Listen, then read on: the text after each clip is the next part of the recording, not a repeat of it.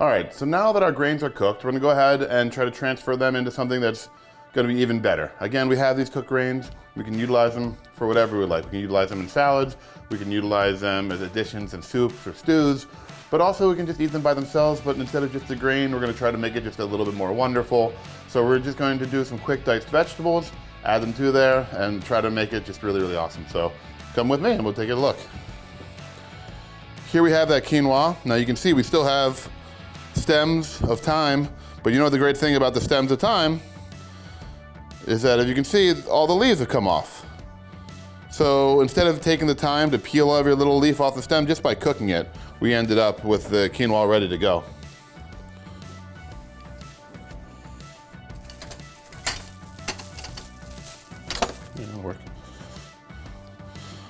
So let's dig through there and make sure we get all the herbs and spice, all the little branches out of there. They've all done their job. They've done a great job of making this thing delicious. And they're also big enough that if you do forget one or two of them, no one's gonna accidentally eat that huge stem. So to make the quinoa more delicious, we're gonna add a little bit of diced onions, a little bit of diced pepper, and a little bit of olive oil, a little bit of lemon juice, lemon zest, and really just kind of freshen it up and make it something that could kind of stand on its own. So let's go ahead and get that going.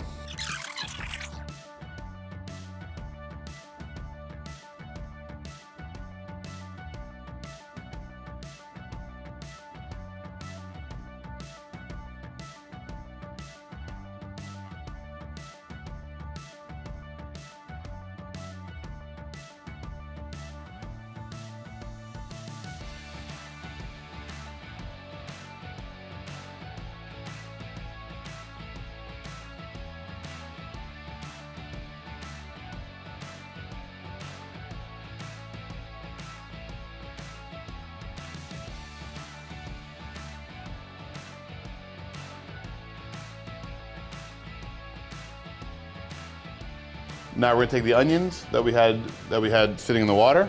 We're gonna drain the water off of them, and we'll put the onions back in the dish.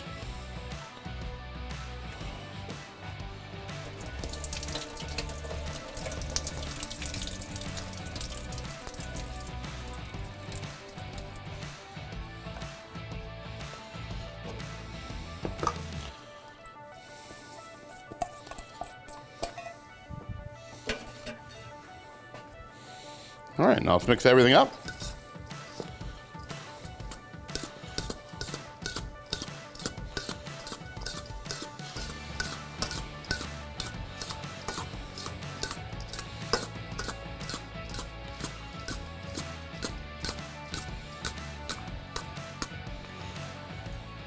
See any clumps of yellow? I see little clumps of lemon zest. Make sure I break those up. And we're gonna add a little bit of olive oil to this as well. Try to give everything that nice little olive oil background, as well as the nice health elements you get from fresh olive oil.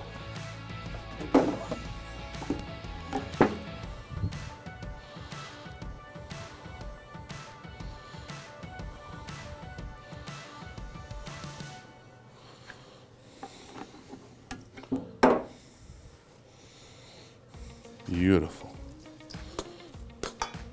Now for those of you keeping score at home, we put about 2 tablespoons of olive oil in there, 1 small red onion, I think just one, we did 1 pepper, 1 red pepper, and then about a nice sized bunch of curly leaf parsley.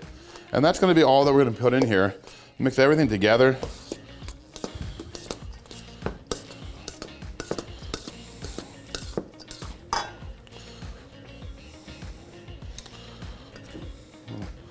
Get ready to taste this, and I know that I like the quinoa because we tasted it that way. I know that we did nothing but add more good things to it, so it's gonna give us an even better flavor. We're gonna have a little bit of a crunch from the fresh vegetables. If we had made a dish similar to this with a true pilaf style where we sauteed the vegetables ahead of time, it would have a different characteristic. I really like, for something like this, to add those fresh diced peppers in at the end, the fresh diced vegetables. It's gonna give us a little bit of a crunch and just a great flavor.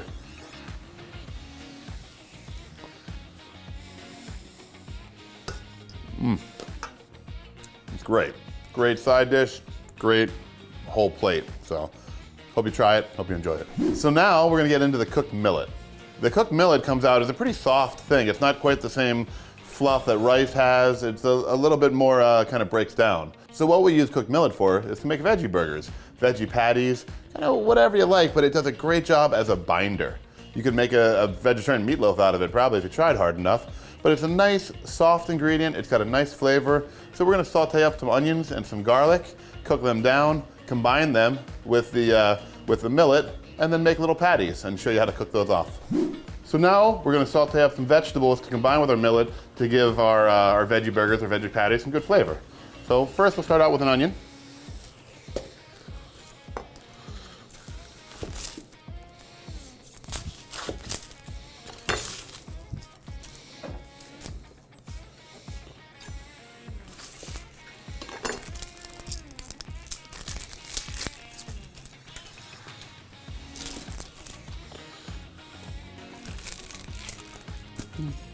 This is a relatively large onion, but it dices just the same way. After we cut it in half and peel it, we get nice consistent slices out of it.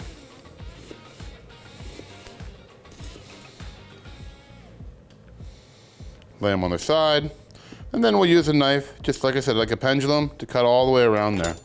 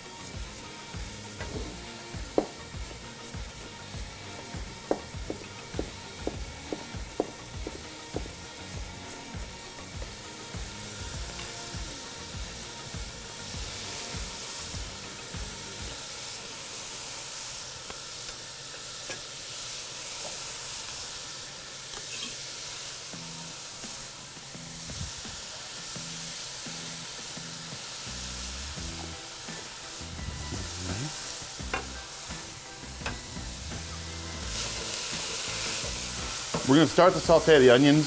I'd say 9 out of 10 times, whenever I'm cooking anything, I'll make sure I have everything chopped up before I even turn the pan on. For something like this, I'm gonna chop them up just in the order by which they're going in. And it's really nice to have the onions done ahead of time, so they give the onions a chance to cook a little bit longer. They benefit a great deal from breaking down more, from starting to caramelize. And the other thing that we're gonna do when we're using multiple ingredients in sauteing, we wanna season a little bit as we go. Which just means that every ingredient we add, we'll add a little bit of salt with that ingredient. Okay. We're gonna go with a little bit of celery. I don't love celery and it can be overpowering, but a little bit of it gives a really nice flavor.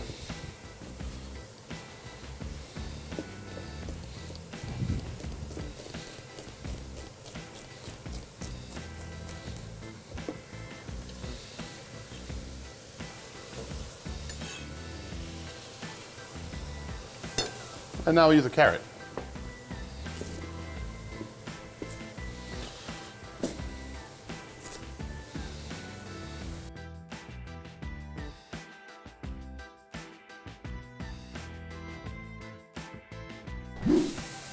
Get a little garlic in the dish as well. I'm just gonna put a little garlic in at the end. We're gonna slice it really thin, give it a chance to kind of break down.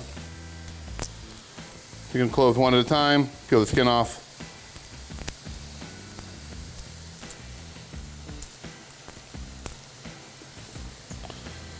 And then we're just gonna cut it really, really thin and have it just break down in the dish.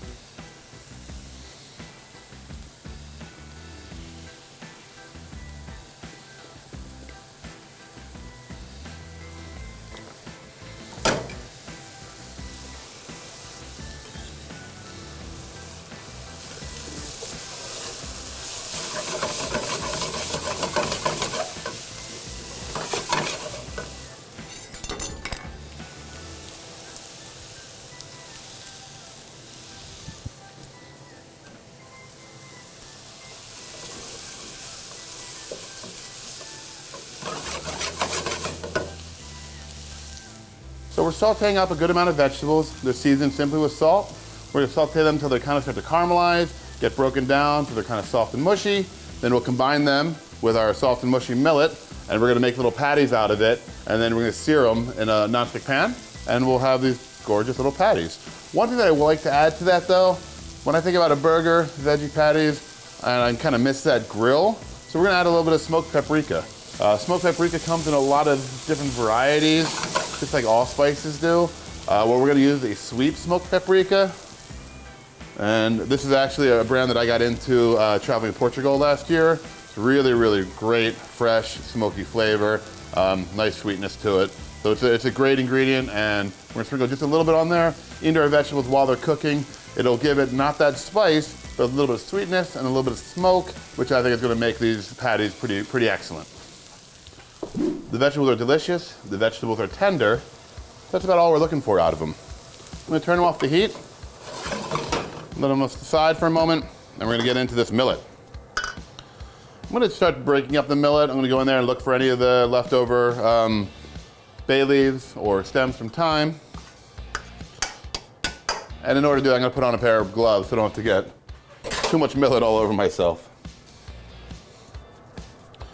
If you don't have rubber gloves around, they're really, really a great tool to have in the kitchen. They're great for tossing salads, they're great for making burgers and patties. For a lot of times, it's about keeping my hands out of people's food, but often it's about keeping people's foods out of my hand.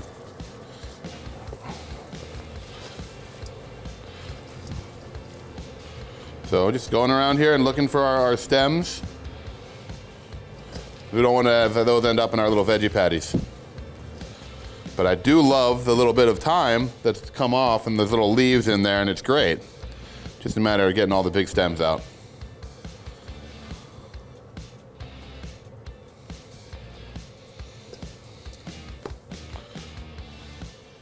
And bay leaves, of course.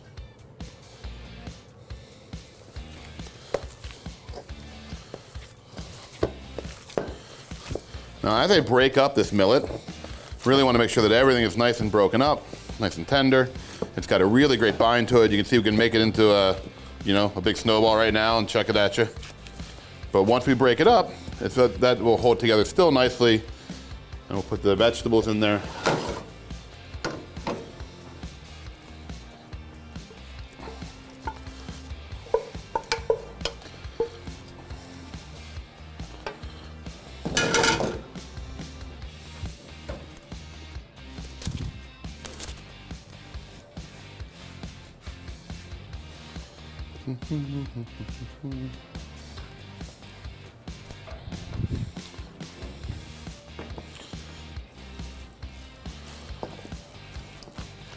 So I could go back in there with my hands, but all those hot vegetables would burn me.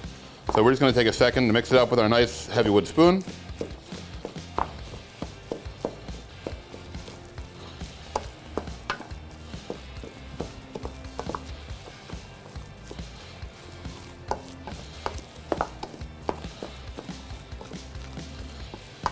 Beautiful.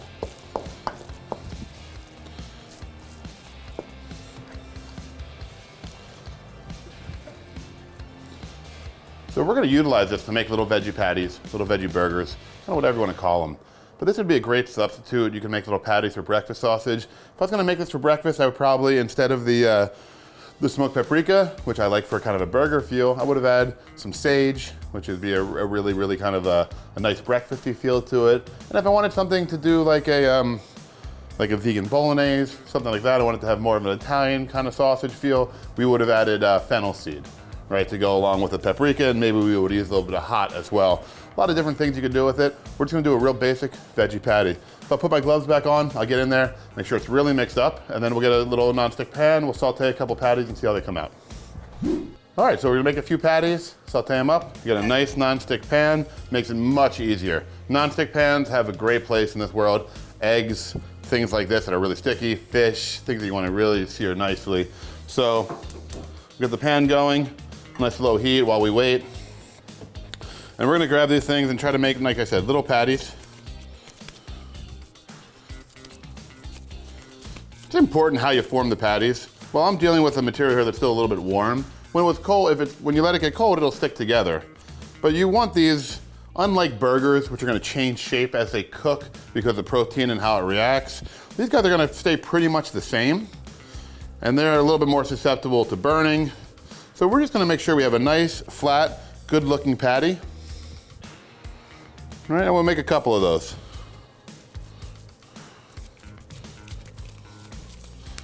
I'm just gonna keep kind of patting them down. And I use my thumb here to keep giving them a little bit of a sidewall. I want them to have a real kind of shaped look to them. Keep them in the hand, keep them, you know, relatively naturally formed. I'm not using a mold, but it still is important to me that they have a solid look to them. If you wanted to, if you're having trouble holding them together, you could go ahead and add an egg to the mixture, something like that. You could add breadcrumbs to the mixture. A lot of times though, we're gonna do something simple like this.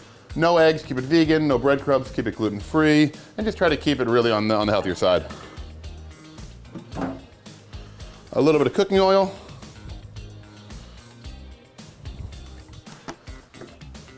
Just gonna let the pan get nice and hot so that what does get a chance to go in, it gets a little sear. We're fully cooked here, so it's not like a regular burger where you need to make sure that you're cooking it to your liking. Everything's fully cooked, everything's fully delicious. So what we're cooking it for is to give it a little bit of a crisp on the outside, a little bit of a crunch, and just to give it a little bit of a different look. You'd have a hard time trying to serve somebody a patty of mush. But once you call it a veggie burger, a veggie patty, it actually has a kind of a charm to it. So by searing it, we really help that feel, that emotional attached to it. Because it's something familiar in the shape of a patty, it becomes a more familiar and easy thing to eat. We can let the oil get nice and hot. We can tell by seeing how it moves around that it is nice and hot. But we really want it to kind of go in there and sear right away, because that's what we're going for again, is that sear, warm it throughout. If we started out without it being hot enough, it might take too long and we might have it break down on us.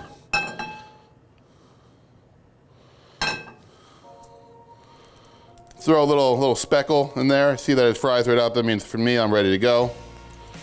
We're gonna slow it in real gently. I'm gonna lay the patty in, I'm gonna let it fall away from me. That way if any oil splatters, it splatters away from me.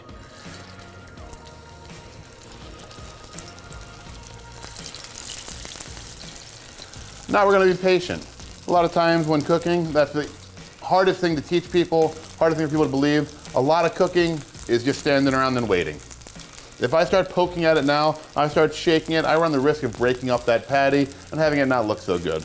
So by doing this, we're gonna let it cook. It's on that high heat. I have enough oil in the pan so that what's happening underneath doesn't have to be a mystery to me. I can see right along the edge, it's cooking at the same rate as right along the bottom. I'm gonna flip them over. Again, we always flip kind of away from you or to the side of the pan so that you know it's not gonna burn you.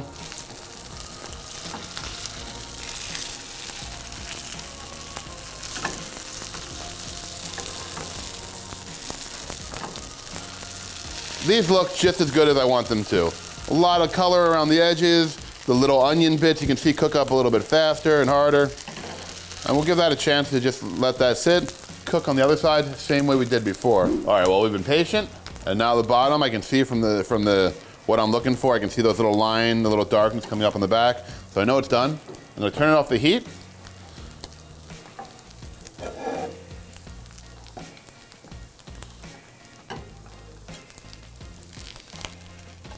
A little of that oil come off.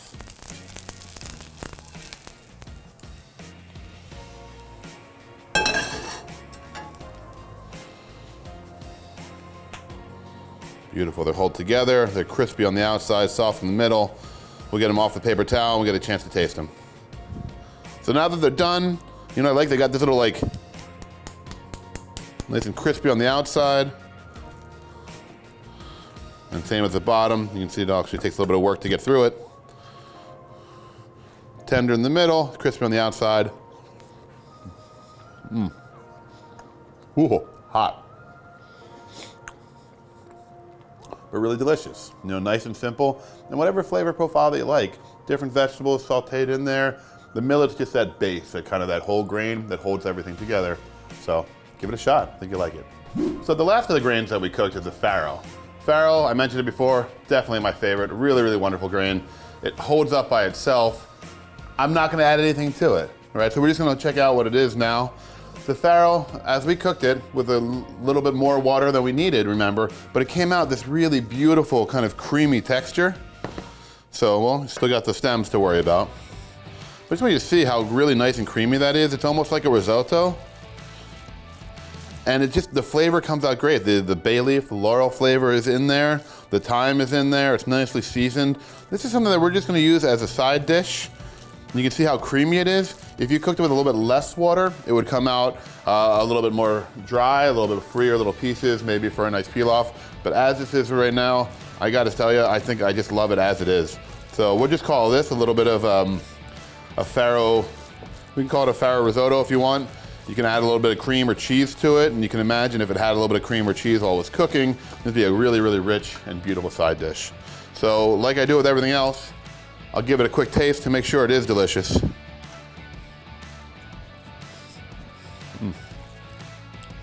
It's just a great vehicle for what it is. A really, really hearty, earth-flavored grain.